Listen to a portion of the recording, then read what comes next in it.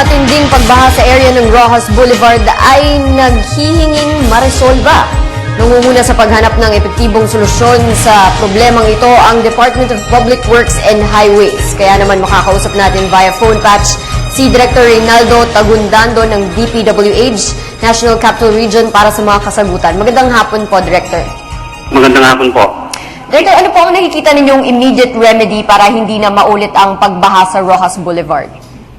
Well, yung mga remedy na pinag-uusapan namin ngayon para doon sa pagbaha, unang-una, maglalagay tayo ng breakwater. So, para maiwasan natin at ma-reduce yung energy ng waves papunta sa Rojas Boulevard. Pangalawa, meron din kaming proposal na mag-put up ng retention tank sa service road ng Rojas Boulevard na kung saan yung tubig ay pwede namin i-store doon sa tangking yon. Then maglalagay ho kaming floodgate doon sa mga outlet ng mga main drainage na nakasuso sa Manila Bay plus yung continuous and other improvements along Rojas Boulevard.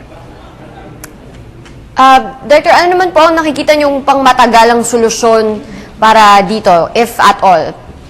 Ito na nga yung sinasabi namin, yung breakwater, ang purpose ng breakwater para yung big waves ay ma-reduce yung energy. Pagdating dito sa seawall ng Rojas Boulevard, mahina na. Then yung ating proposal na maglagay ng retention tank na kung saan yung mga sobra-sobrang tubig ay dadalhin dito sa retention tank na ito along Rojas Boulevard ng service road. Opo, maliban din po sa mga nabanggit po nating mga solusyon, nagpanukala na rin po ang MMDA na magkaroon ng mas makapal na seawall para mapigil ang paghugos ng tubig po mula sa dagat. In case po sa sobrang pag-ulan at high tide pa, sa tingin nyo ho magiging effective pa ho ba ito? Well, yung proposal kasi ng MMDA, di pa namin nakikita. Although diniscuss namin last year yun, pero di pa namin nakikita yung complete details noon.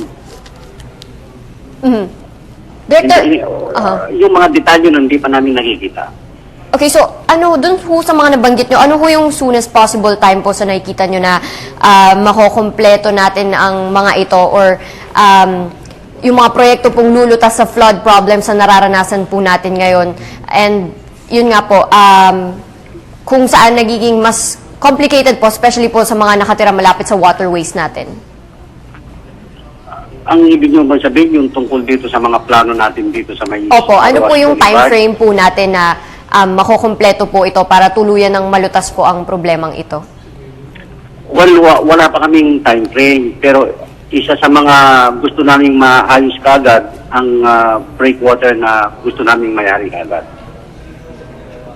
So, aside pa po dun sa mga nabanggit nyo, ano po yung mga ginagawa po nating mga iba pang flood control projects at saan-saan mga lugar po ito na i-implement?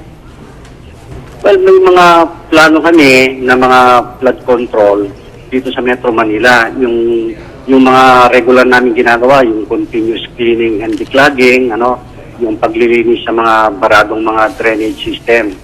At yung iba naman, meron tayo kasing Metro Manila Flood Control na study na pinipresent ng World Bank na kung saan lahat ng mga proyekto ng flood control na gagawin natin dito sa Metro Manila ay naayon doon sa master plan na yun. Okay po, Director. Maraming salamat po sa inyong pagpapaunlak sa interview na ito, si Director Tagundado ng DPWH NCR. Salamat po.